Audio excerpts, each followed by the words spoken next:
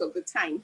I think it's thoughtful of you to create an initiative that plans on getting to the root cause and finding the reason why people actually do drugs in order to combat the issue, holistically.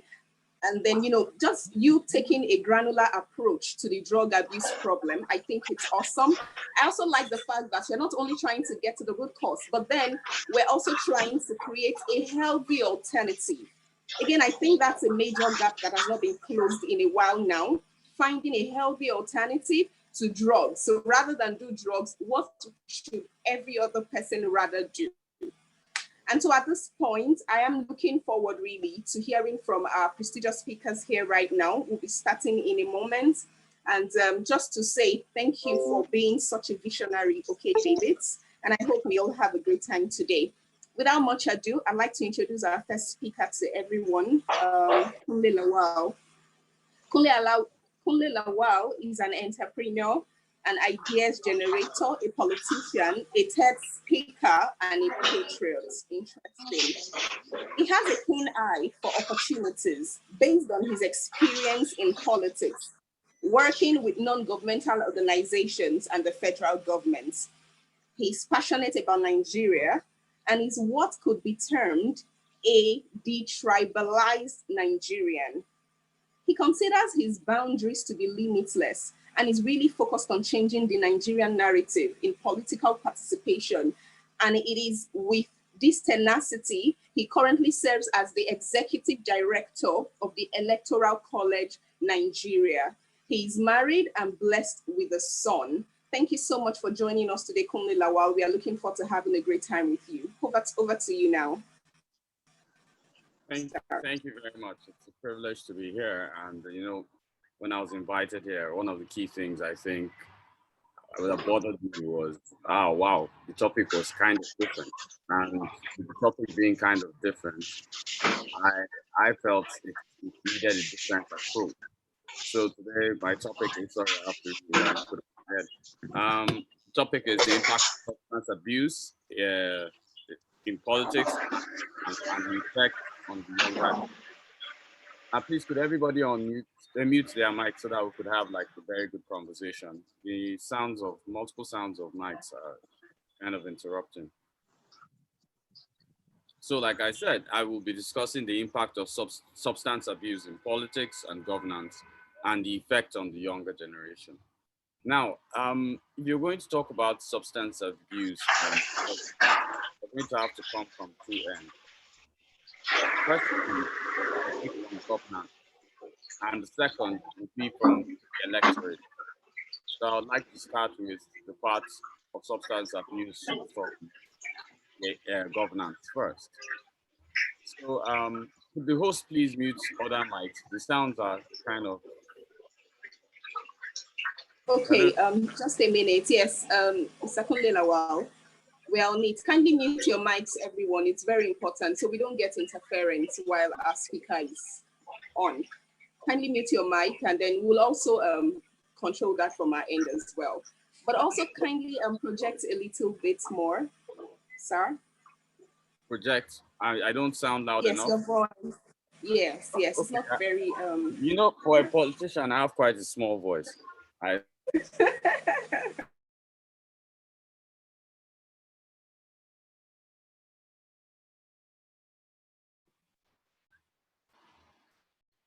Hello.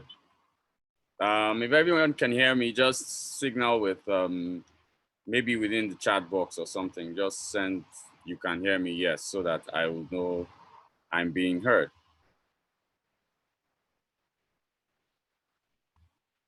So as I was saying, we're going to come at the substance abuse in politics from two angles. The first one is going to, thank you very much.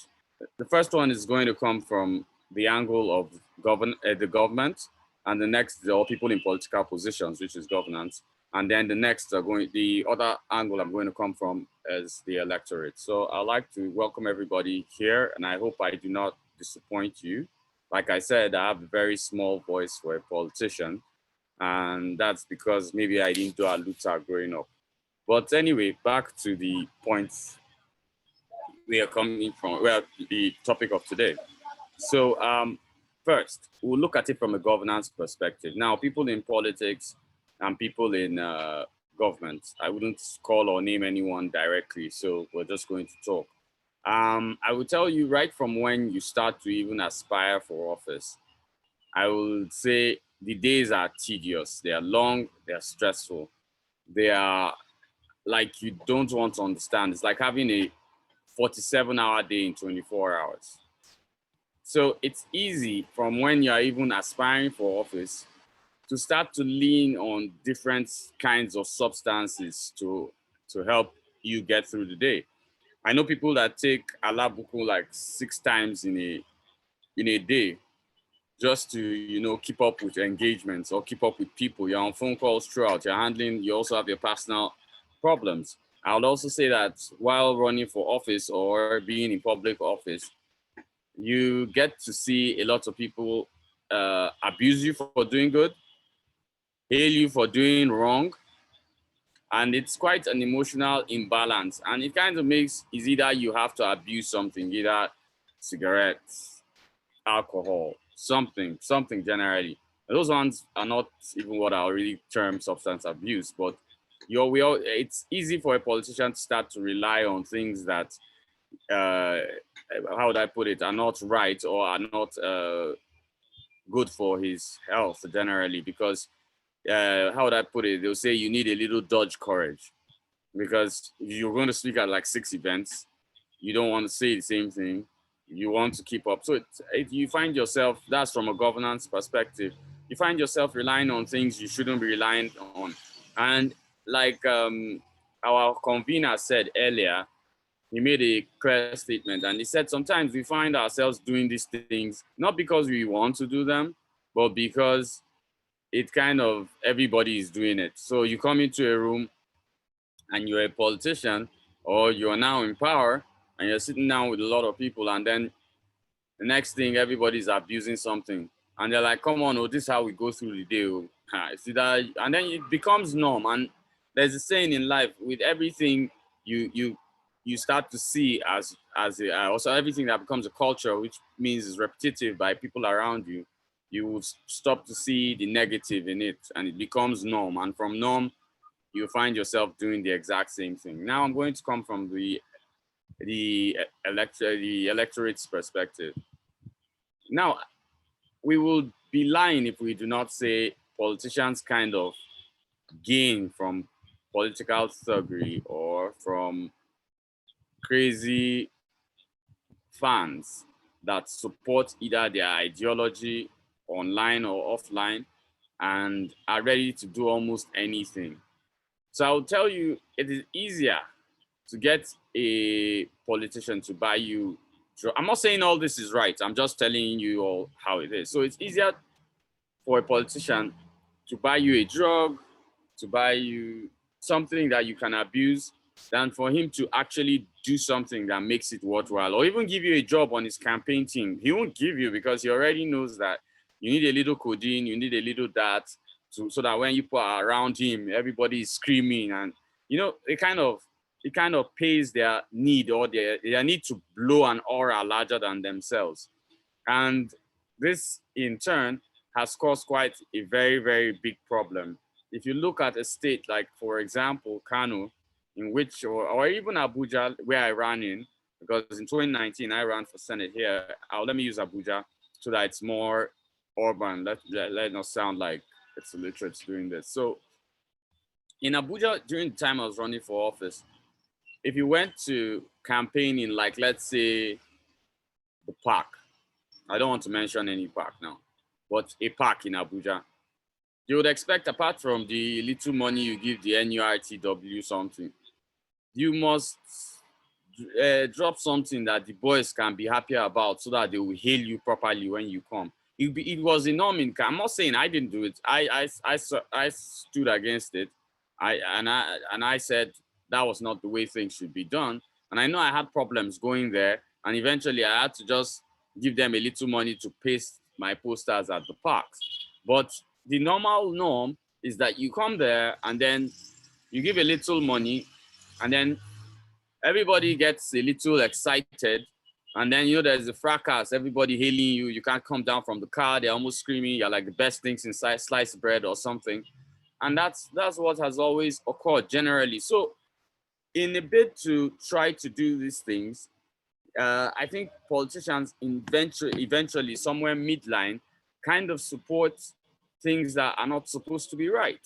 And this is not the way things are, but it's in the need for politics to seem mysterious, or in the need for politicians to seem larger than life, why this actually occurs. So I'm going to do something. I don't want this to be the sound of my voice alone. So I'm going to try to take questions. If you want to take a question, I think we can do this with the host. Someone should raise a hand, and then we can unmute you, and then maybe we can engage. I don't like being the only voice talking. I feel that's very political. So thank you, everyone.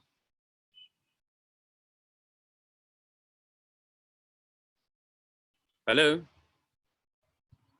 Yeah, thank you. Thank you so much, sir. Yes, we're here. Okay, so could we have questions from people? All right, that thank are you. on that? All right, so we are going to be taking all the questions in a bit, if that's fine by you, the second Lawal. Okay, that's fine by me. Thank you very much. Thank you so much. I thoroughly enjoyed your storytelling way of just running us through the impact of substance abuse in politics and governance and the effect on the younger generation, especially for aspiring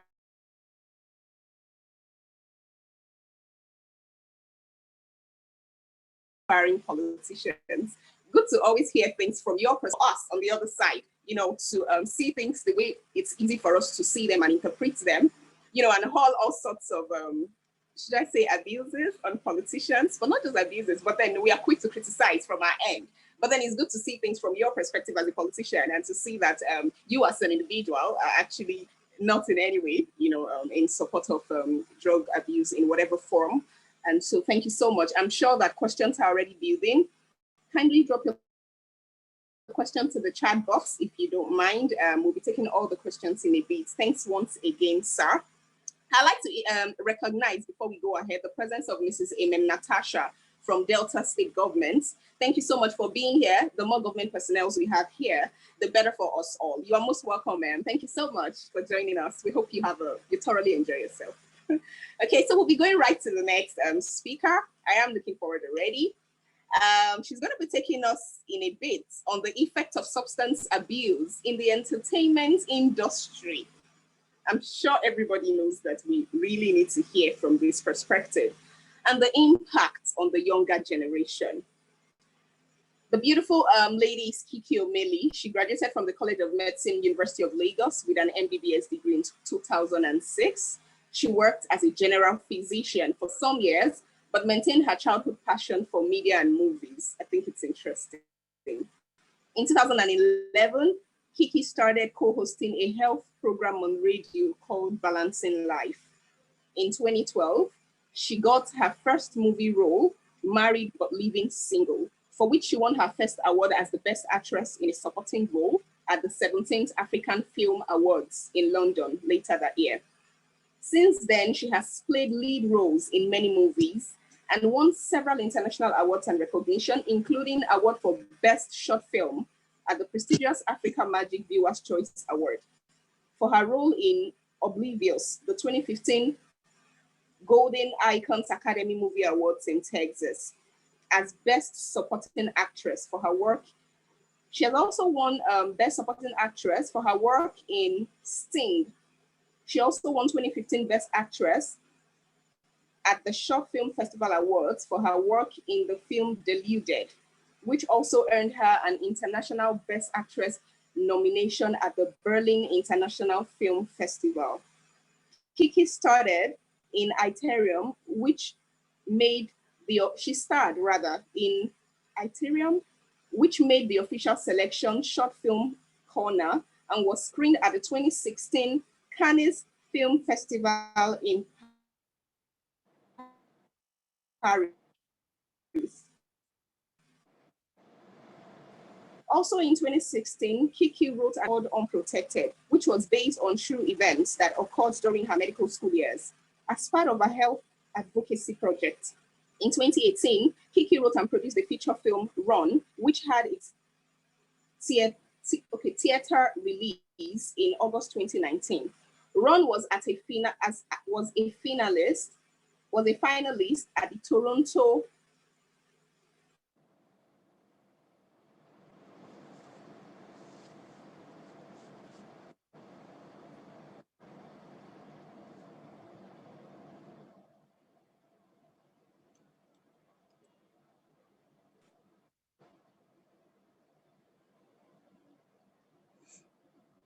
sorry, okay, at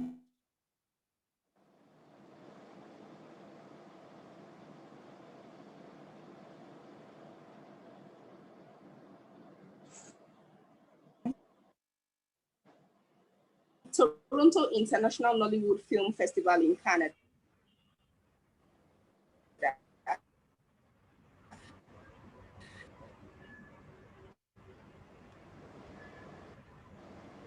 Hmm.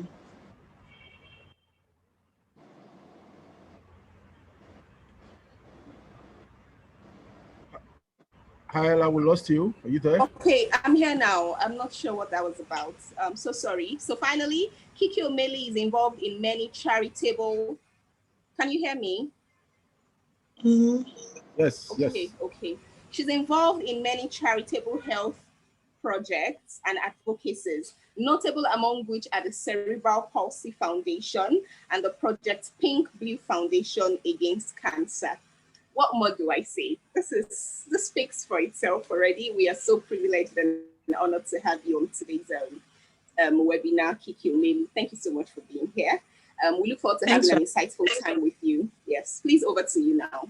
Thank you. Okay. Hi everybody. Thank you so much for having me. It's my absolute pleasure to be here. When I was approached to, can you guys hear me? Can you hear me? Yes, Okay. yes. When I was approached to this conference, I quickly accepted because drug abuse, I think it's a menace that needs to be curbed in society. So sometime last year I met this young man who said to me that he's let me say like a survivor. He had gone to a party and been introduced to drugs when he was living outside the country. He came back into the country, you know, his life just took a turn for the worse. He was the one that let me know that there were some things called bunks, you know, in different states. And bunks are these places where drug addicts, you know, they just go when they've been kicked out of the house or when they can't afford to pay their rent or when they're just not useful members of the society. And there's a lot of drug dealing going on within the bunks. And he said to me that he witnessed a young lady sell her baby, you know, for 15,000 naira just to be able to buy drugs. So I don't know, it's all these things that you hear and you think to yourself that something really needs to be done. He also said, you know, that the government is aware of the existence of these bunks, you know. They are aware of the fact that there's a lot of drug dealing still going on in the bunks. But I think sometimes they just do random drug busts, so it doesn't look like they're not doing anything. But at the end of the day, whatever it is that they confiscate, there's like 100 times more of those things on the streets. So yeah, there's a lot of drug abuse going on in society today.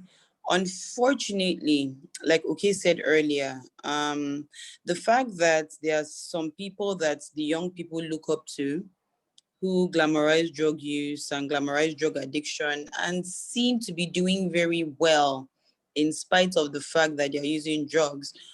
You know, unfortunately, these are things that now encourage the young people to say, oh, you know what, if this person is doing it, I can do it. And I mean, people are very they're very, what's the word I'm looking for, you know, celebrities have a lot of influence over young people, and whatever it is that a celebrity endorses, the young people see it as hip, they see it as cool.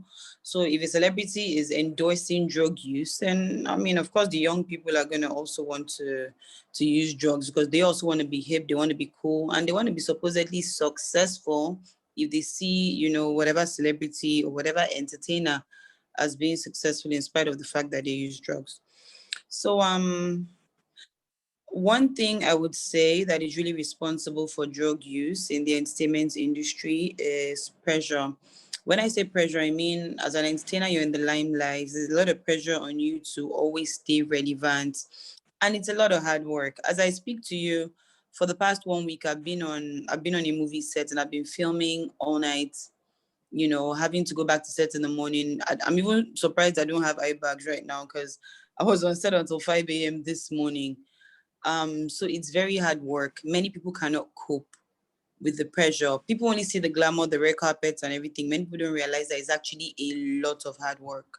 So I think some people, just to be able to cope and to be able to perform, many people turn to all kinds of things.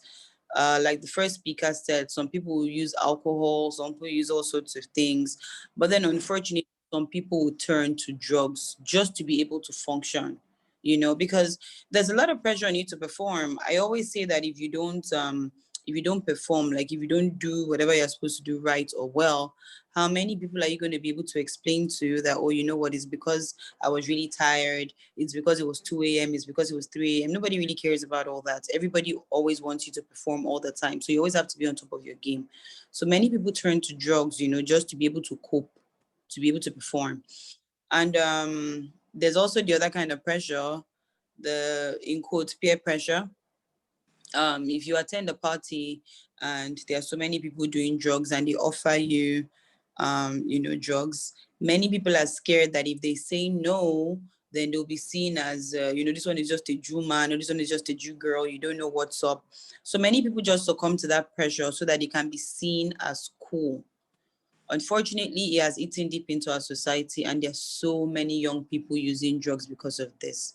Many people start drugs for the first time because somebody offered it to them and they didn't want to say no. Somebody offered it to them and they said, oh, what's the harm in trying? And before you know what's happening, they're doing it over and over again. And I'm sure that many people don't even know that for things like marijuana, that many people think is harmless. There are some people who smoke marijuana for the first time and they run mad. I know what I'm talking about because I did post things in Yaba Psychiatric Hospital. And there were many people that I saw, when you open their case file, trying to see how, what was the trigger for their mental issues. You see there was tetrahydrocannabinoids. And a lot of people say, no, that's not true. There must have been something in it. No, some people's brains just cannot handle marijuana. And when they smoke it for the first time, they run mad. So you have promising minds, you have potential, like young potential, just going to waste because of drugs. So something really has to be done about it, right? I think first things first would be for entertainers like myself and for other highly placed entertainers in the industry to actually condemn drug use, because like I said, entertainers have a lot of influence over young people. So if you condemn something, then I think they can begin to look at it negatively. They can begin to look at it as bad, as opposed to glamorizing it and making it look cool and everybody wanting to do it. So I think first step actually would be entertainers speaking up and speaking out against drug abuse, and then a lot of education so that people see where they could potentially end up if they keep using drugs. There are men and women in their 60s and their 70s that are still addicted to drugs and are still using drugs. Who wants to still be addicted to drugs at that kind of age? But many people think that, when you're doing it at a young age, or, you're just doing it because you're young and you're hip, and when you're older, it's going to stop. More often than not, it does not stop. More often than not, it does not stop. So many people are still hooked on drugs even in their old age. So I think a lot of awareness and a lot of education has to go into, enlightening people about the dangers of drug abuse. Many people have overdosed and died, from drugs. I actually even know a few people from a few years back that happened to. So there's a lot of loss of life, loss of potential, all due to drug use. And I just think that we entertainers have a duty to speak out against it and to make it not look cool so that people can see it for the menace that it is and actually stop using it. A lot of work also needs to be done in the area of trafficking, because speaking out against it is one thing, but the availability of these drugs is another thing entirely. They are readily available. Forget whatever anybody tells you. These drugs are readily available on the streets. So I think that the government also has a very huge role to play in actually busting some of these drug distributors, because like someone says, they do some random drug busts so that it looks like they're working, but there's so much more out there on the streets. I think some of them might even settle some of these enforcement officers so that they can continue to do perform their activities uninhibited. So yeah, there's a lot of work that needs to be done in this area. But like I said, first step really would be entertainers coming out to condemn it so that they can influence people positively, to actually stop using drugs. So yeah, that's about it from me. If anybody has any questions. Thank you. Thank you so much, Kiki. Thank you. Pretty simple, but very profound things she said. Thanks for sharing those pretty sad experiences. Again, I see that you approach this even as a medical practitioner from a medical practitioner standpoint. Yep. You also looked at it from the standpoint of an entertainer and an influencer, really. And we cannot overemphasize the role of, the entertainers that glamorize drugs and how much we need to do better. And thanks for also mentioning the fact that there's need for huge education. Like, we need to keep educating everyone. I mean, it was in my later years, actually, that I realized that drug abuse was actually a thing. I thought it was maybe something that is just obtainable outside the country. I didn't know that in our backyard here, a whole lot is happening. So I think we need to, yes, like, it's amazing. Yes. So I feel like, yes, we need a whole lot of education, and thank God that the initiative from OK Davids is actually focused on education. After this webinar, there's still going to be a whole lot of education that will be done after now, and I trust that we'll all lend our support and our voices wherever it's required. Thank you so much again, Kiki. Okay, so we go immediately, because if you have questions for Kiki, kindly write them already in the chat box. I already see questions for Kundi Lawal already. We'll be taking all the questions together in a bit. So I'd like to introduce already the next speaker. He's a personal friend, actually. And he's going to be speaking to us on the impact of gain or loss. Is Otto Ijamun, a successful pharmaceutical sales and marketing expert at Sanofi Nigeria, Ghana, Parliament, and has championed a good number of capital. Otto has bagged a good number of awards for his efforts, both within and outside Nigeria. He is the current CEO of Visit Nigeria and sits on the board of ICHAD. We're happy to have you here. Good to see you. Thank you so much for making our time to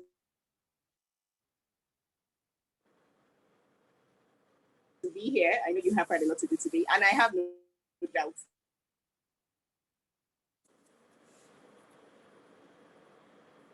that you take us on a fantastic ride in the next 10 minutes. Over to you, Otto. Hello, good morning, everyone. Thank you, Ella. It's been a great time here.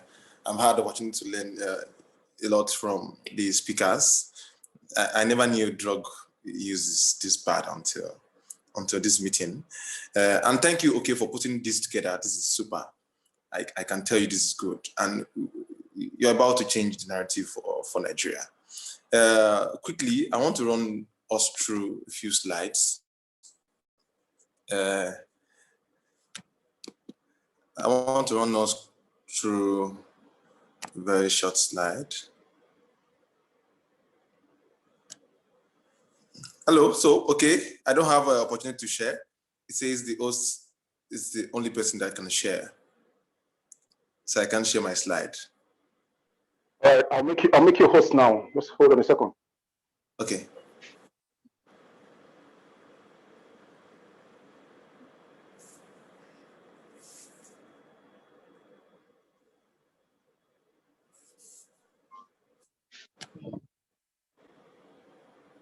I think you are now from my end. Okay. I've not gotten that. I've not gotten it. It's not coming. I really want to show us some numbers. Quite important I show you. Let me see.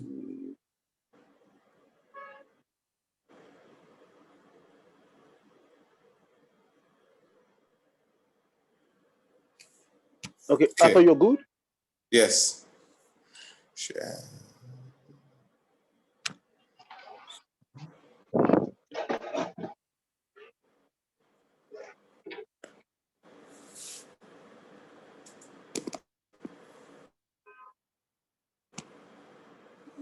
Yes, I hope you can see my screen now.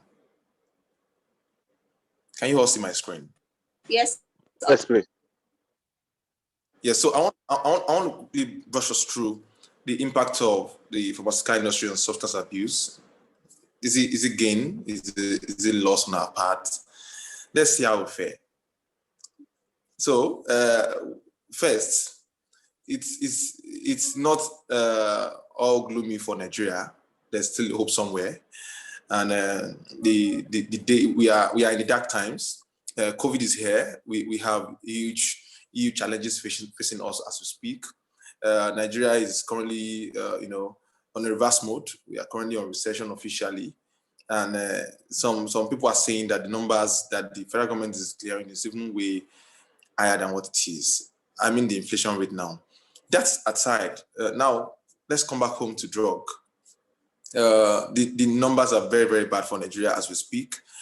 This is not to say that we are doomed, because efforts of folks like OK Davis and his team is one that give us this ray of hope that we all look forward to. So it's not all gloomy. There's light at the end of the tunnel for Nigeria. I'll quickly take us through this. I want to introduce what are we really up to, and then I want to present properly, and then conclude, and then make recommendations. Nigeria, 15 to 65 years old. This is the age group of Nigerians that are involved in illicit drug. So this is not to say that some younger people or older people don't take drugs, but then the bulk of the samples that you come to isolate for people who use this drug will fall within the class of 15 to 65 years old. Most of our patients tend to get exposed for the first time around 18 to 19 year old. And of course, today, about half the population of Nigeria stand the risk of drug use. In fact, in 2017, there was a report that showed us that about 98 million Nigerians directly or indirectly got involved in drug use. Now you start wondering, where are these people? Okay, maybe I will talk about these people later. Some of these people are some people in suits, some people in Agbada Babariga, some people working in your office that you just never believe some of them are directly or indirectly involved. And then 14.3 million people reported to have come in contact with drug in 2015. These numbers are scary, and they are just the very reason why I think folks like OK is taking the bull by the horn to see what we can do. Look at this. This is a breakdown of the, what drugs particularly do Nigerians, find interesting. And of course, 10.6 million in 2016 reported to have come in contact with cannabis. 4.6 million people at one time or the other got used to opioids. Cannabis was the most commonly used drug in Nigeria. And of course, 10.8% of the adult population reported the use of cannabis in the past year. That means in 2016, you'll be shocked that such number of people came in contact with opioids, and that's massive. I will explain a bit for those who are not medically inclined. I will explain a bit what opioids are. We all know cough syrups. 2.4 million people came in contact with cough syrups. Even though the number of bottles, I can tell that the pharma industry sold to the Nigerian population is way above 100 million bottles. So in that same 2016, Nigeria sold over 100 million bottles of cough syrups. It means you tend to have a single patient taking multiple bottles, and then maybe a few other patients just taking very few bottles of these cough syrups. This is data showing what population of people get used or have come in contact with which drug. Cannabis, we have opioids, which is categorized into heroin or pharmaceutical opioids. We have cocaine, tranquilizers, sedatives. We have amphetamines and many other ones. So the numbers are there. Cannabis is leading everyone. And next to it is the use of opioids. Of these, pharmaceutical opioids come second with respect to the number of people who engage in the use of these hard drugs. In 2016, Nigeria recorded the highest level of seizures for cannabis around the globe. And of course, what was covered was how the quantity of cannabis seized in Nigeria at that time was way more than what was seized in the whole of Central Africa and Western Africa. I know some villages in Ondo State and some parts of Southwest, a few places in the East, where the main occupation of these guys in this local environment is to grow cannabis. At least I know about 2 villages in Ondo State where the major occupation, you go to a place like Idori and then everyone is busy growing cocoa, and then you go to this second village that's not very far from Idori, and everybody is busy planting cannabis. The average age of initiation for cannabis is 19 years. Take a look at this, and you see that annual prevalence of drug use by age group. When I was putting this together, I saw how cannabis is the most consumed, it's unarguably the most consumed type of drug in Nigeria, and then followed by the pharmaceutical opioids. But then one thing is striking here, and that is how the graph from 34 started coming down, and then at 60 to 64 years age range, there's a spike. Is it that our elders also like to take this thing? It is evident that cannabis is largely the most consumed drug across Nigeria. And then this particular age group, I think we need to find ways to look at why there is a spike in the use of drug in this age group, 60 to 64 years of age patients. Now, there is this class of patients we refer to as high-risk drug users. High-risk drug users are those users who, tend to inject themselves with opioids, cocaine, or amphetamines. Many times these are supposed to be drugs that are based on prescription. I'm not talking about cocaine now or the amphetamines particularly, but the opioids. Many of them are supposed to be based strictly on prescriptions, and then people just find ways to get them because we have very, very poor regulation in Nigeria. And then perception of drug that cause more harm to high-risk users. We see that in this case, for high-risk patients, pharma opioids came number 1 with respect to what is causing the biggest harm in society. So what this is saying is chances are that the man who is taking codeine or taking tramadol would be of more harm to society than the man who is busy consuming cannabis. So but because of the episode, the number of people who take cannabis, you may likely see more people on the streets causing more troubles for people because of the hard drugs they're using. But the classification of high-risk patients and how many of them tend to cause the kind of trouble they cause in society is more aligned to the pharmaceutical opioid. And this is why folks like myself and many other people who work in the pharma industry today are busy campaigning that regulation should jack up. Now, pharma companies, tramadol is said to be the most abused pharma product in Nigeria. Cough syrup is second. Towards the end of this slide, I will show you something that happened recently that all of us can remember. People who inject drugs constitute a sizable proportion of high-risk drug users. As much as possible, a lot of people don't come out to say they do some of these things. It is important for ICHAD and other organizations to find ways to get close to this population to, discuss with them, talk to them, and see how we can have them speak out, and then possibly look for ways to help them. 1 in 5 high-risk drug users is injecting drug. The most common are majorly pharmaceutical opioids. Control of production, distribution and dispensation of opioid and cough syrups in Nigeria is still very, very poor. In the north, many of the things they take in the north is not even listed in these slides because we don't have enough data as per what the northerners even consume. Now, proportion of high-risk drug users by primary drug for which they had received treatment in the last 12 months. You'll see that pharma opioid is still number 1 here. Cannabis is second. And then you see that for pharma opioids, we have more women engaged in the use of pharma opioids than even men. But in the case of cannabis, we have seen that men have received more treatments than even women. I think we have made some progress, but it's a bit slow.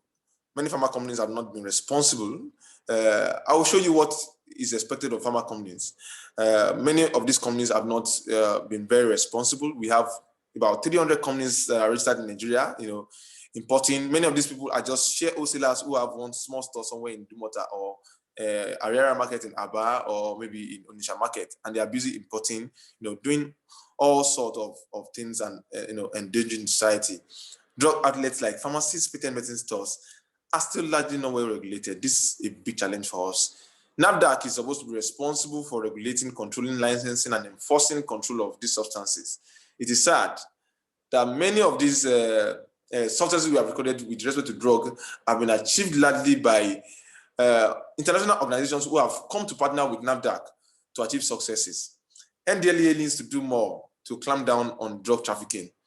I saw a material yesterday how the numbers are coming down over the last 5 years. The numbers of arrests, curtailing trafficking and all is coming down so bad, and it shows that are we having laxity related to NDLEA? Maybe not. These are supposed to be the commitments of the companies that are producing drug and selling drugs in any society, any country, any location they find themselves. And then I want to point at the last one, which is commitment to responsible marketing. Commitment to responsible marketing talks about ensuring that you are doing everything possible to sell the product for the purpose for which it is made for. And sadly, many companies in Nigeria still just do business for the money part. They just want to import drugs, find ways to look for customers who will sell. You see pharmacists today who stock many of these products, and then when NAFDAC is coming, when all these agencies are coming to visit, they find ways to hide. Some of them even look for ways to help safeguard their customer, their so-called customer, the illicit buyers. They find ways to protect them from getting arrested and all, because they are cashing out from the sales of these products. This is a major challenge, and I think there is need for us to fix it. Look at this news. This news came out 2 years ago. How codeine abuse. NAFDAC shut down 3 companies in Nigeria. Emzor was a popular one. There's another one, 2 other ones in Kwara. There was this Barrage and then Peace Pharmaceuticals. These companies were shut down because they said they were churning out, huge quantity of codeine, huge quantity of tramadol against the directive of the government. If you could remember at that time, BBC had come out to share a documentary on how a sales agent of one of the companies was busy selling in huge quantity, codeine, tramadol, and finding ways to make a lot of money from it and all sorts. At that time, the regulatory body in Nigeria had to act because BBC was talking. The same way we saw with the HENSAS protests, many of our the bulk of our media tried to suppress and until CNN came out. It was almost the same thing at that time. And this was a result of the BBC intervention at that time about drug use in Nigeria, only for us to start seeing other news like this. A group came out and said, hey, you cannot shut down these companies because they employ labor. You cannot shut down this country because you want to shut down the economy. You cannot shut down these companies because, of course, NAFDAC wasn't doing anything anyway. It is the BBC and this one that was doing something, and that's why you are chanting now. So, a lot happened at that time. One thing we can agree is the fact that maybe NAFDAC is trying. We can say NAFDAC is doing their bit. maybe they need to, step up their game with respect to enforcing, regulating, and doing their job. Look at this, codeine. Nigerians blew out on social media over shutdown of Emzor Pharmaceuticals. And then we all took to the streets of Twitter and Instagram and wherever to start saying, hey, open up these facilities, open up this place, open up this place. I know very well. I work in a multinational pharmaceutical company, and every time there is a goof, anytime we make mistakes in the way we, carry out our business, carry out our marketing and all, we get heavy fines from different governments of different countries, or even our parent country where our products come from. We have not heard that companies that were at that time, pointed to as as some that were championing, or maybe not necessarily championing, but acting not in compliance with the regulation, were brought to book. After a few weeks, those companies were open. Today, they are back to business. Today,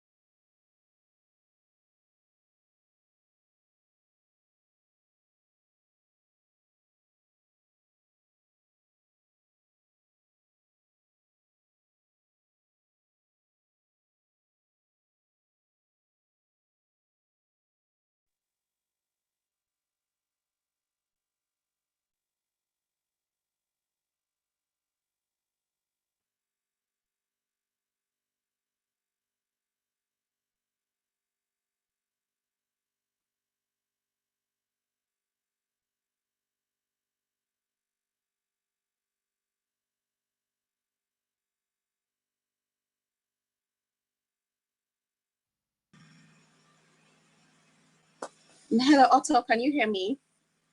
I think we lost audio. Okay, yes, thanks for collaborating that. Okay, so everyone can hear Otto anymore. Hello, Otto, are you still on the call? Oh, wow. Just a moment, please.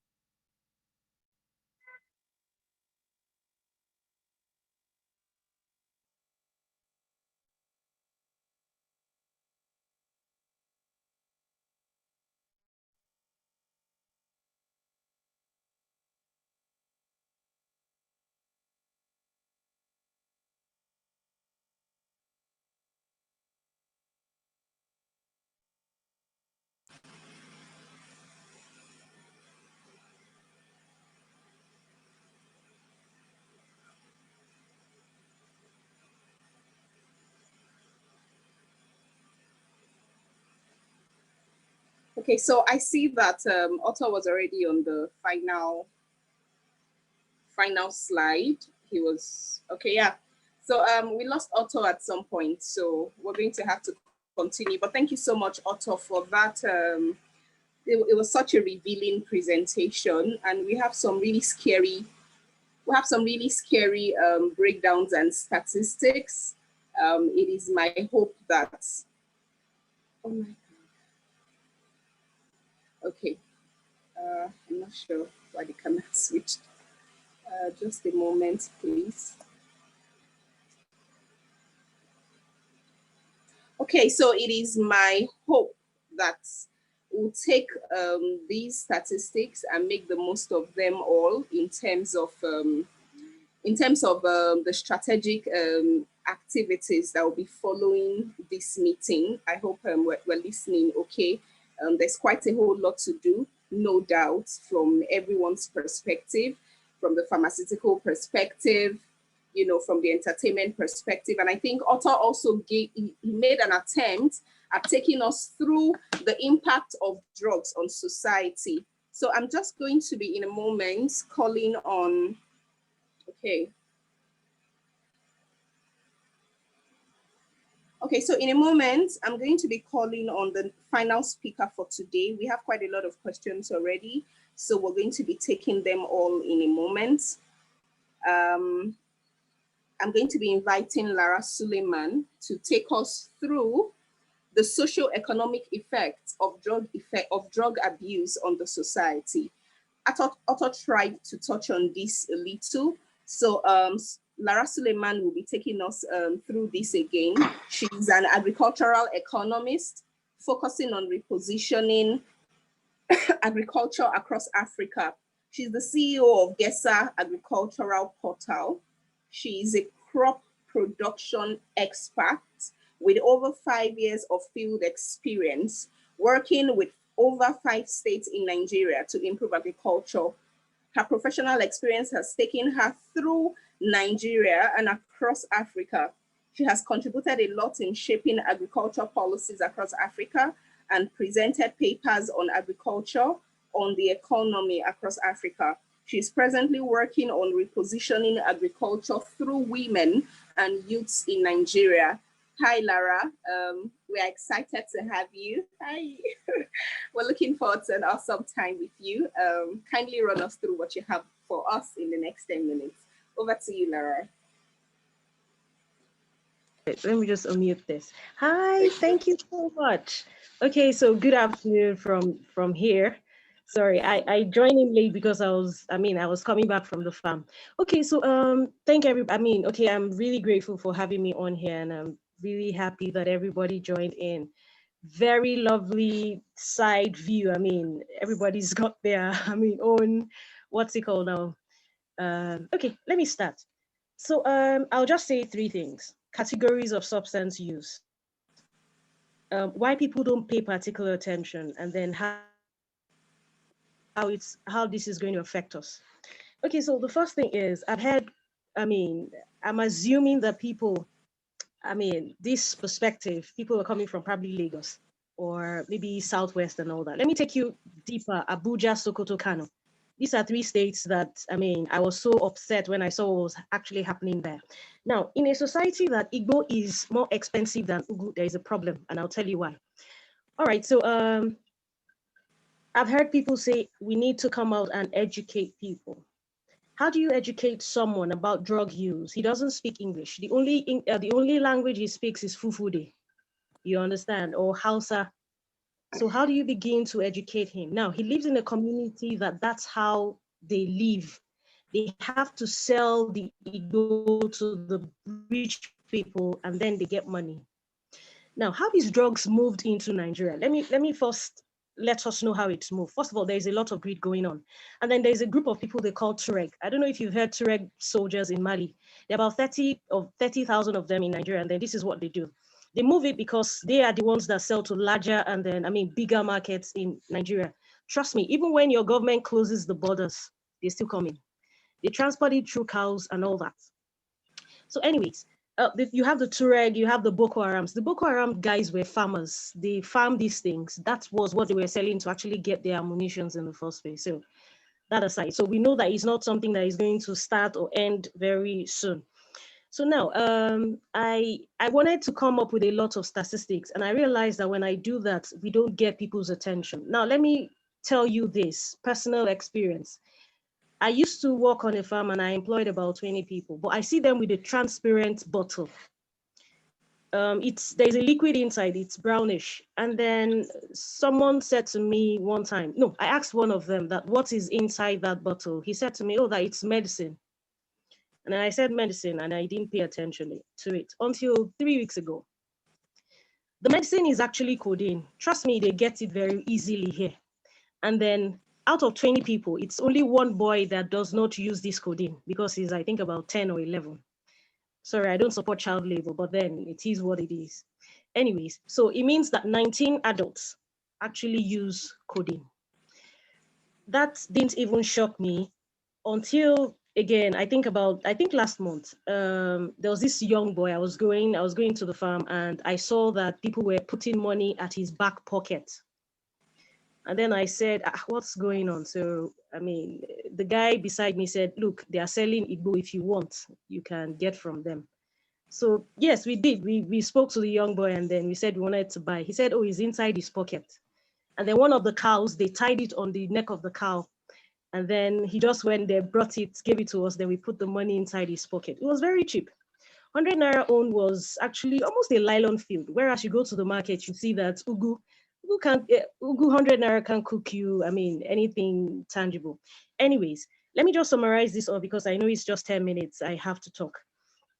What it does to us as farmers, or what it will do to us. And you can write today's date down. I'm saying this again, I've been saying it for the past 5 years.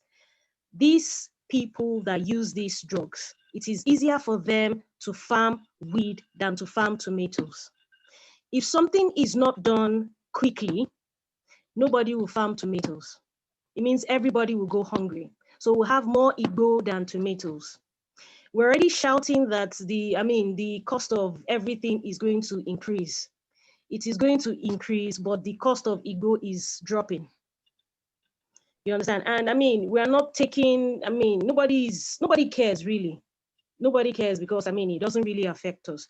But I'm sitting in one lungu that I'm sitting in the north, and we all know that it's the north that actually does more of the production of food that the southwest eats. But I'm telling you right now today that the production of Igbo is more than tomatoes, is more than peppers, is more than anything you can think of. And trust me, for every farm that there is Igbo production, there is a Fulani community, and the police cannot enter. They cannot bust them. The ones they bust are the local, maybe probably in Southwest, but the ones in the North, they cannot be busted because they've been doing this thing for over 30 years. You understand? They have ranks in doing these things. If probably there is dry season or flood here, they have 2 regs that bring them in from Niger, Chad. On the other side, I mean, on the upper side, the borders are never closed. It means that the business keeps going on. Now, if we do not do something about this, a tip of what is going to come is during the NSAS. Those boys were paid 1,800 naira. They took them to the venue. 300 naira of that 1,008 was supposed to take them back home. 1,500 naira is all you need to pay them. That's how much Igbo will cost you to use for a week. And that is all these boys need. So a community or a country that Igbo is cheaper, I mean, well, I don't know how to say this. There is a problem. There is a big problem. Now, we are all speaking English because we live in very fine environments. What about these boys that will come sooner or later to knock on our doors and shoot us, God forbid, if we don't give them money to buy Igbo? You understand? But then, I mean, I'm hoping that OK would come down to the lungu. There are few places they call Sambisa Forest. If you hear Sambisa Forest, it's not only for Boko Haram, it's actually a place where illegal things are done. Any kind of drugs, easy. No tax, nothing. Cheap, very cheap to get. So, I mean, if we don't do something, and this is the time to do it, we will all probably not have this meeting. I mean, maybe we'll all have to, we'll all have to come on the street and maybe pray to God or something. But then that's how bad it is in the North. I wish I could really, really expatiate. I actually wanted to show you videos and pictures of what I'm talking about because it's easier to put everybody or set everybody on the same page when you see videos or pictures of this whole thing. But then because of the time and all that, I will just probably skip that. And then maybe next time it will be maybe longer time, and then we'll be able to talk more about it. But a society that Ugu is is more expensive than, I mean, well, I don't know, I missed it up already. But then Igbo production is quite cheaper than tomato production, and these boys know because that's what they do. So in a nutshell, how it affects us is lesser productivity from this young or any generation using this weed, and it will affect everybody. You understand? So whether you sit in an office that has AC, when you go to the market and you're buying tomatoes, probably 2 for 200 naira, and the Igbo boy is selling 200 and he gets a nylon full of it, we'll all come to the table and know that there's really a problem somewhere. But then we need to start doing something, and then maybe not do it the educated thing, go on social media. These boys are not on social media. They don't know what social media is. Just give them Igbo and tell them to go and destroy someone's life and property. That's all they need. That's what they will do. So, I mean, I'm beginning to talk too much and I'm repeating what I'm saying over and over again. But then that's it for me from here. I hope I was a bit too, I mean, I hope I was able, a little bit to to touch one or two things. Thank you, Ella. Okay, thank you so much, Lara. You were explicit. And the thing is, I'm smiling because all through your time here, talking about this, I was just really imagining, like, this thing is way bigger than we think, the impact on the collective, the impact on everyone, the impact on Nigeria is actually bigger than we think. So this is not a case where a couple of people will stay and say, I don't think this directly affects me. I think it affects everyone. And it then means that we cannot overemphasize gatherings like this. And we cannot downplay the efforts of people like Davids, who are really trying to get around this menace. So I really want to thank you, Lara. You actually did give a pictorial representation of exactly what we are talking about. I think you really did a good job in wrapping up the entire meeting. Thank you so much for that beautiful lecture. We have Otto back on the line. We lost you a moment ago, Otto. Thank you so much for running us through that. But I also saw that you were already on the last slide in terms of your recommendation. So I'm sure that we can already go ahead, Otto, or you just say one or two sentences regarding your recommendation. Yes, I was on the last slide already. Basically, I just recommend that we continue to find ways to educate. Let's continue to engage our friends, family members. Let's continue to appreciate the goodness that farmer products represent, rather than take it for. And then, like, let me give you a funny scenario. I actually did this. So last weekend, I brought my mom for medical check, and she's diabetic. So she's been on medication for a few years now. And I was with her in the consulting room when doctor was telling her how she's not been very compliant with that drug. And for me, I thought about it and I was like, okay, I'm spending about 60, 70K monthly on, medication I send home every month. So if I continue to buy and my mom is not appreciating my efforts to, help her get better. And I told her while the doctor was seated, I said in Yoruba, I said, Auntie, this one you're not using your drug. I said, okay, coughing is cheaper than this monthly spend on this drug. Sometimes we need to tell them what, the consequence of what they are doing. I told my mom it was a straight communication to her, and I told her that if you die, the cost of buying a coffin is like far less than what I would spend sending money to you every month to buy your drugs. Sometimes let's tell these illicit users of drug how they can enter the street and run mad and never come back to normal. We must share with them the consequences of the lifestyle they are choosing that may not only be, that may not only affect them and their families, but also affect the entire society that they belong. Please, let's continue to engage our family members. Let's continue to educate them. Let's continue to, partner with and continue to attend meetings like this so we can actually have a voice in this country. Today, Nigeria is saddled with huge, big problems everywhere. I don't know how much time they have to even, invest in these talks like this. But we can choose to talk. We can choose to act. We can choose to do the little we can do to ensure that people get more aligned with the uses, the good uses of these drugs. Thank you, Ella. Thanks, for this opportunity. I look forward to more time with you on platforms like this. Thank you, everyone. Thank you. Thank you so much, Otto.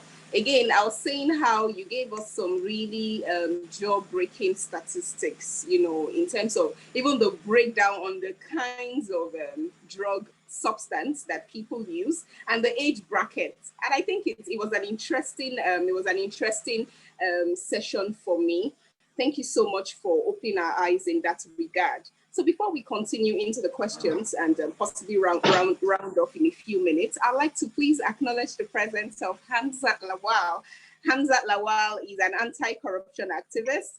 He's the founder of Follow the Money, a social accountability initiative that comprises data analysts, journalists, activists, and students. He is also the chief executive of Connected Development, a non-profit organization that is empowering marginalized communities in Africa on how, with access to information on how to better engage their government for the implementation of public services. This is amazing.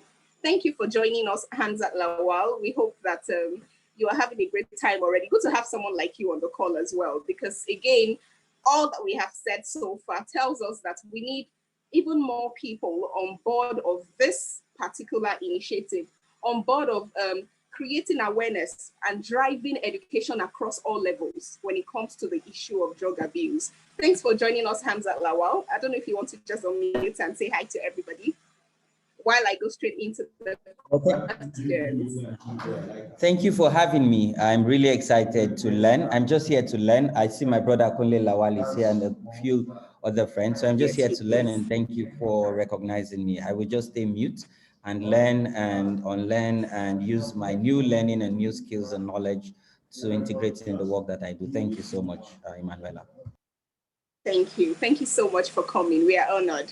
Okay, so at this point, we're going to be going right into the questions, but I think that everyone would agree with me on this call that we have had what I would call a balanced submission when it comes to the issue of substance abuse. I think that everyone has done excellently with our leads, and how, you know, even the issue of some really interesting and revealing perspective from that of a politician. And then we have Kiki Omeli, who doubles as both a medical practitioner and an entertainer. And we can see that we also saw things from her perspective where she was, you know, urging entertainers and influencers to stop glamorizing substance abuse. And then Otto took us through a ride in terms of the role that pharmaceutical industries are playing, and, you know, took us, you know, down memory lane, reminding us of the time when some companies were sanctioned for making drugs, some drugs, you know, readily available for everyone, and how some other people were against the fact that the companies were sanctioned. I mean, we really need a lot of sanity when it comes to the operations here in Nigeria. And then Lara rounded it off and told us the impact of these substance abuse on the productivity of the nation, on the economy and everyone at large. Interesting to note that it is easy to produce weed in many parts of the north than to produce tomato. I mean, it just begs the question, what is the direction? I mean, where are we going to be in a few years from now, say 5 years, 10 years, you know? And then the bottom line of all this really is that the issue of substance abuse isn't for just a select few. It is actually for everyone. And that's why we are here today. Take out there, you know, and use our voices in whatever capacity that we have. So at this point, I'm going to be taking questions. I'd like to invite the panelists back on the call. If you wouldn't mind, kindly enable your camera again so that everyone can relate to you. Thank you so much, Kunle Lawal. So I have a first question here for Kunle Lawal, and it says, what is the Electoral College doing to curb the use of drugs within the political terrain and amongst your colleagues?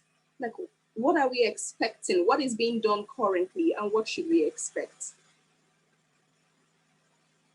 Oh, you're muted, sir.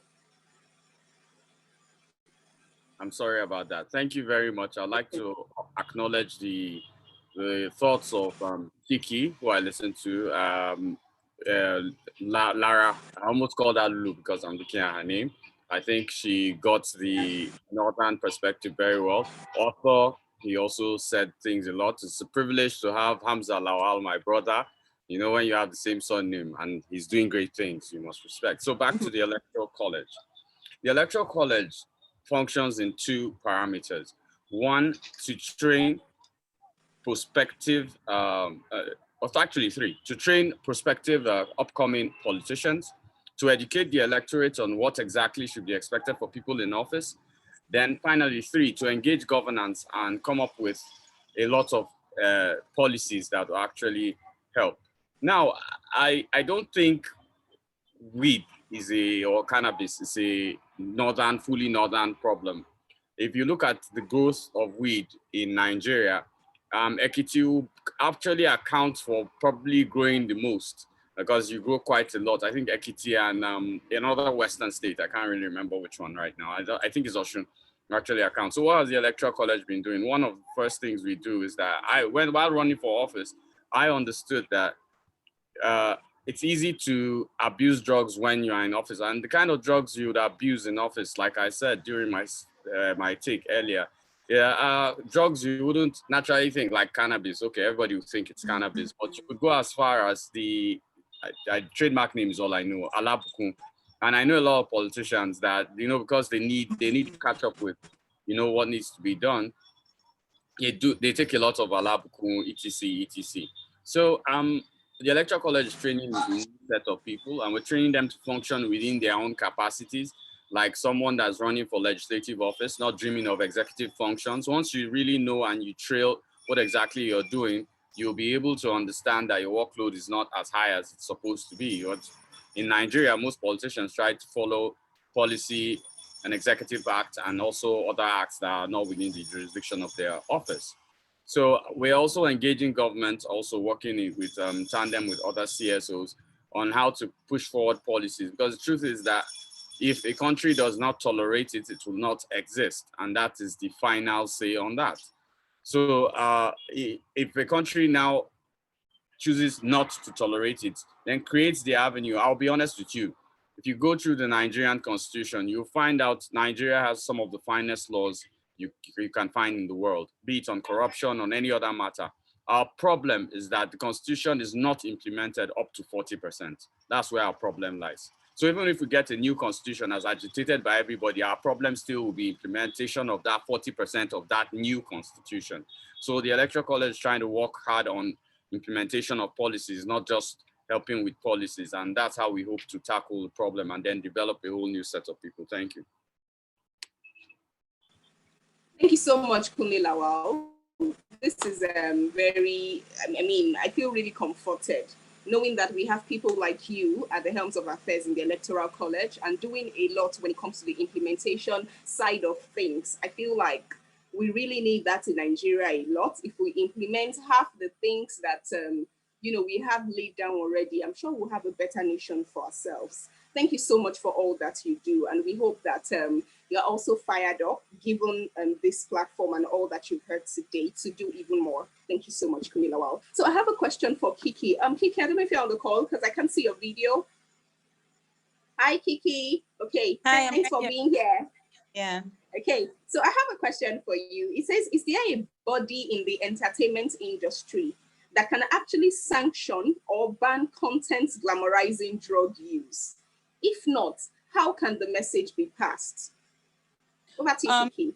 Yeah, before I answer that question, I first want to say that I'm really happy that I joined this call today because I've learned a lot. I mean, I thought I knew a lot about drug abuse and what's going on, but I learned a lot more today. So thanks to the speakers, especially the third and fourth speaker. I know there's a lot of stuff going on in the north, so thanks for bringing all that to my attention. At present, there's no such body. The only thing that we have is you have the videos, the Film and Video Censors Board, and what they do is to basically rate a film so that only people of a certain age and over will be able to access the film. And then also they try to, like, if something happens in a film, they try for like a villain or a bad person, not to be able to get away with it. So if you've done a film where somebody does something bad, they don't encourage the person getting away with stuff like that. They always tell you to make sure you do your film in such a way that people pay for their actions. But concerning actual drug use, I'm not so sure that that's a thing. Yeah, I don't think at present that there's anybody that actually sanctions drug use and the glamorizing of drugs in movies. I don't think so. But my issue is not so much the glamorizing of drugs in movies as the glamorizing of drugs in life. Yeah, movies aside, it's the actual entertainers making drugs look cool. Yeah, I think that's is the major issue, and not so much the movies. How can the message be passed? Like I said, since antennas have a lot of influence on young people, it's just basically things like social media. But then when somebody tells me that, you know, many of these boys don't even have access to social media, for example, like in the North, then it's now a different ball game, you know, about how to educate these people. Apart from community immersion or participation, like at the grassroots level, I'm not sure that there's much else that can actually be done, because if the internet, which is a reliable and a fast way to reach people, is not accessible to these guys, the only other way is to actually go to that community and immerse yourself into trying to educate them. That's the only other way that I see.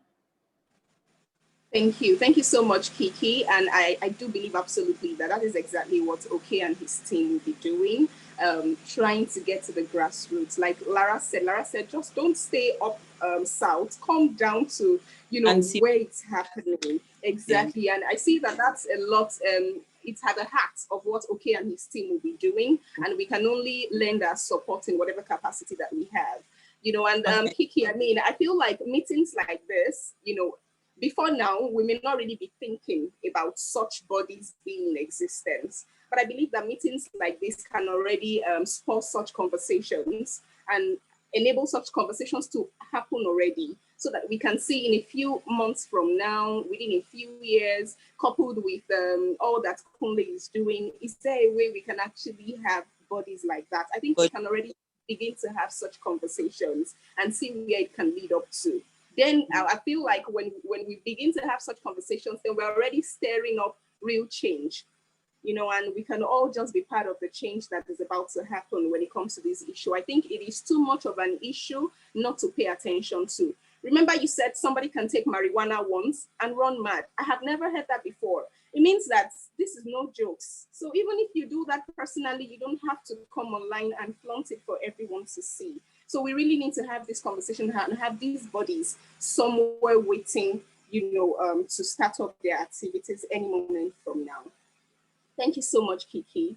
Thank you. Thanks a lot. So Otto, I have a personal question for you, Otto, because I know I've been in the pharmaceutical space for a while now, really.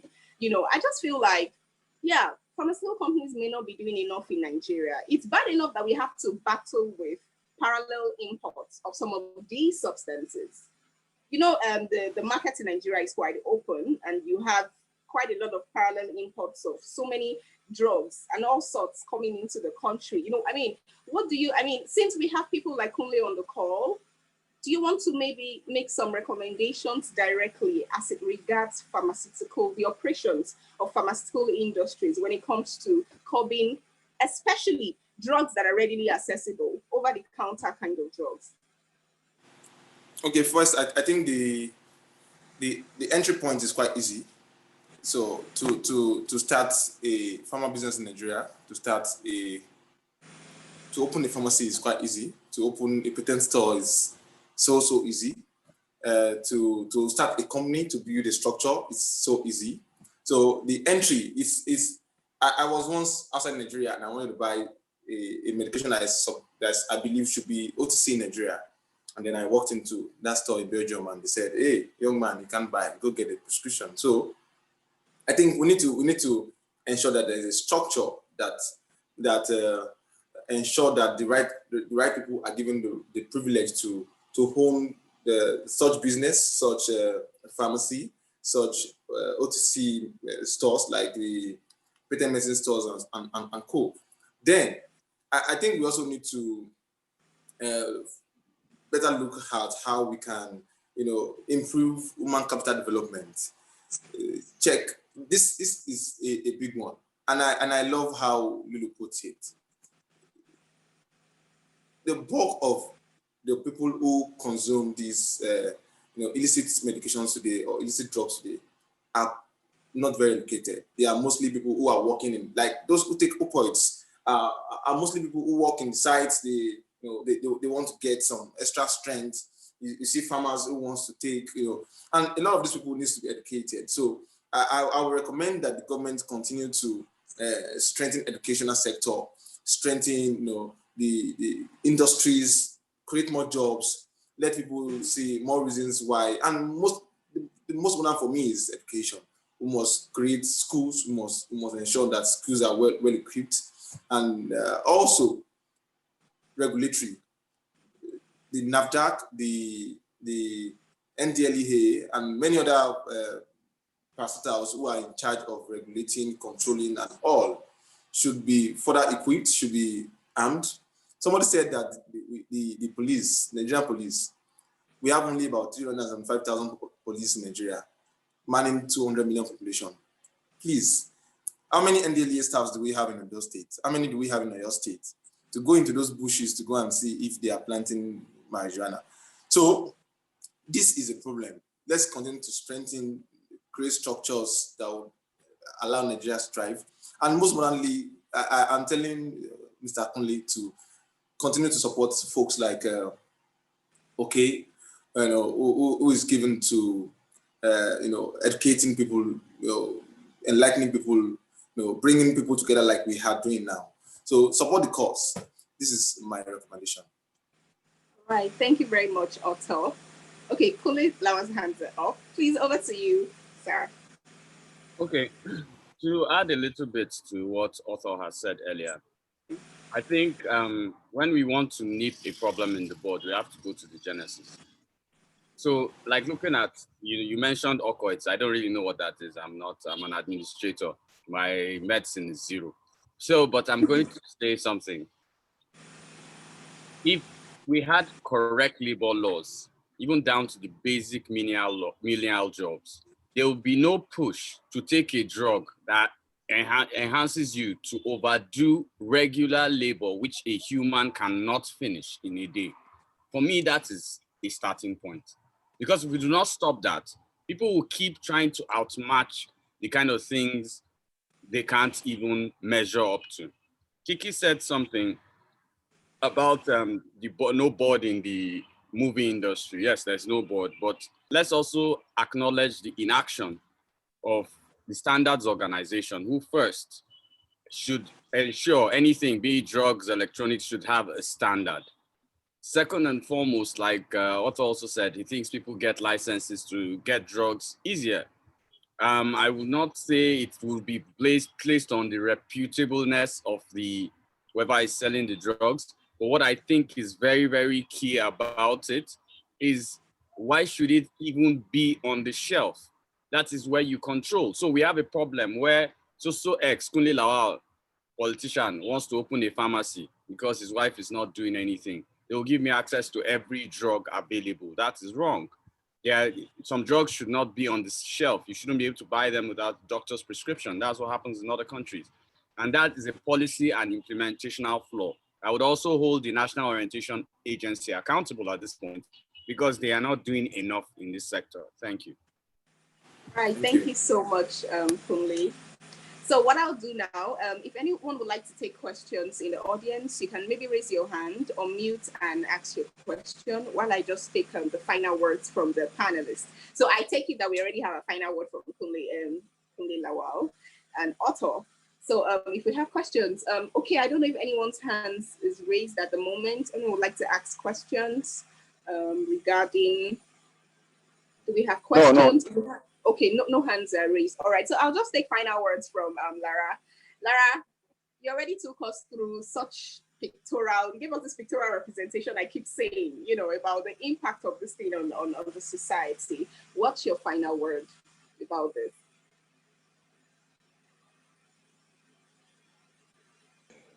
Okay, thank you, Ella. Thanks again. Sorry, I just wanted to say something. This I didn't include initially. You see, there's 2 Nigeria. The real Nigeria, and then the one nobody seems to know about. Again, these drugs are not found on the shelves. The guys that move in these drugs don't need a passport. They are called Tuaregs. You have them in Mali.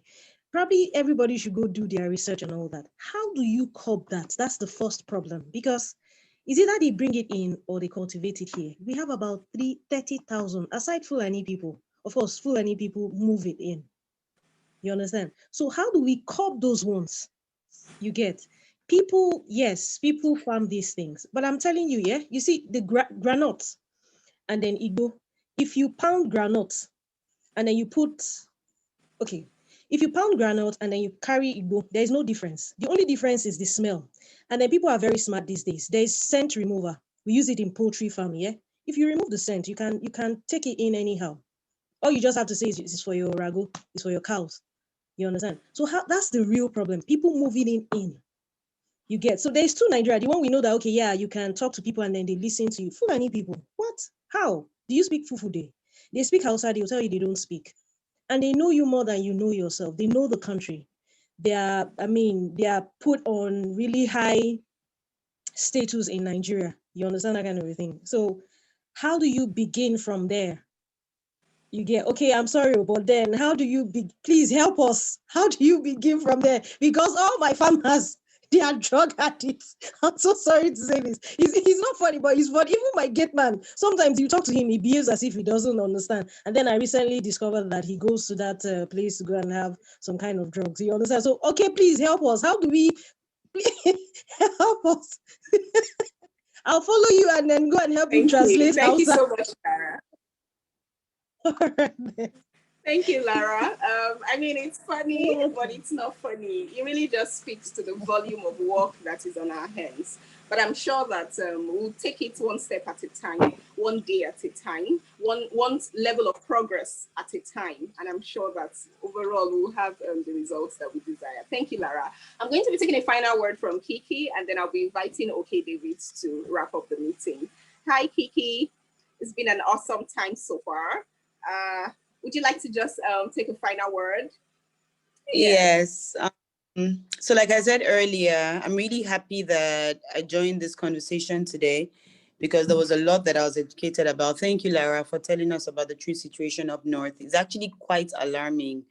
And like you said, we actually need to start conversations about what we could possibly do.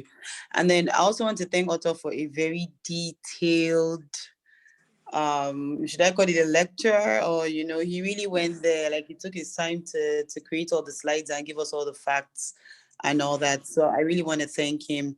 Thank you also, Kunle. I had a great time listening to you and seeing things from your perspective. So I'm really happy to have been here and to see things from a lot of people's perspectives. There was a BBC documentary some time ago about codeine. So it's a big problem up north. It's a very big problem. We all have to admit. And so Kuli also said something about, if labor laws were in place, people will not need to take things to boost, their energy and all that. You know what? Same thing actually applies to the entertainment industry. I'm here telling you about working until 5 a.m., telling you about how all week I've been working overnight and having to go back on set in the morning. So if there's someone who actually needs to take something just to be able to perform, you can kind of see things from their point of view.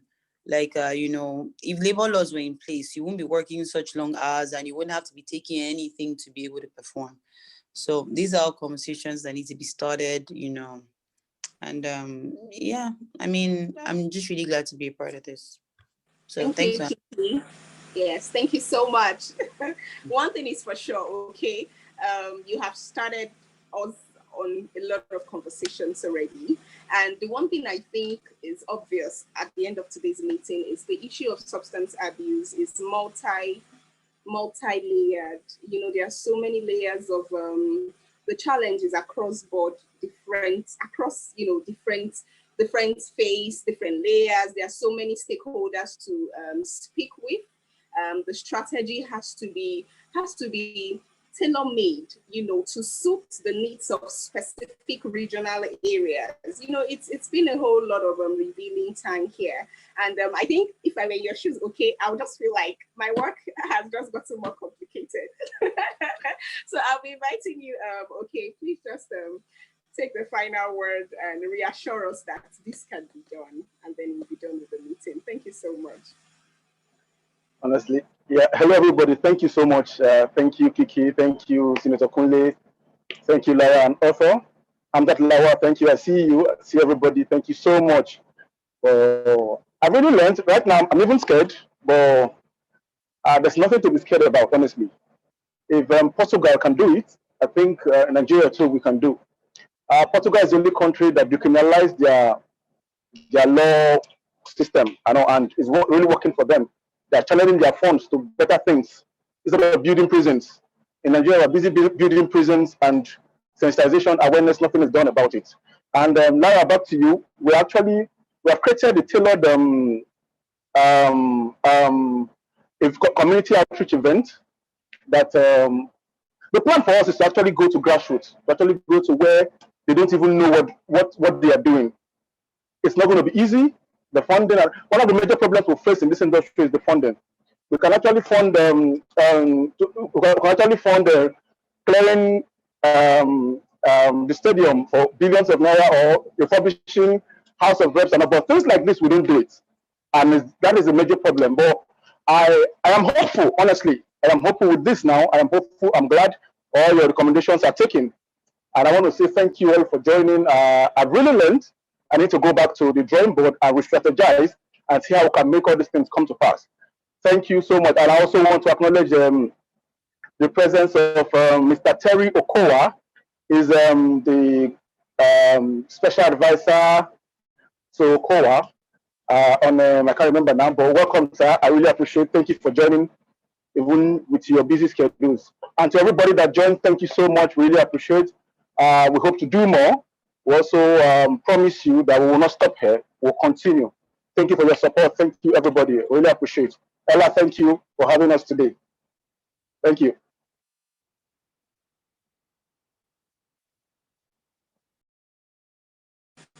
All right, thank you.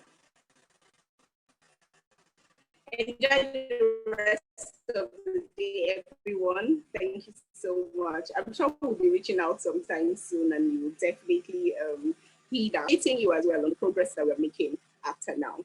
Enjoy the rest of the day. Thank you so much for being here. I enjoyed myself too. Bye.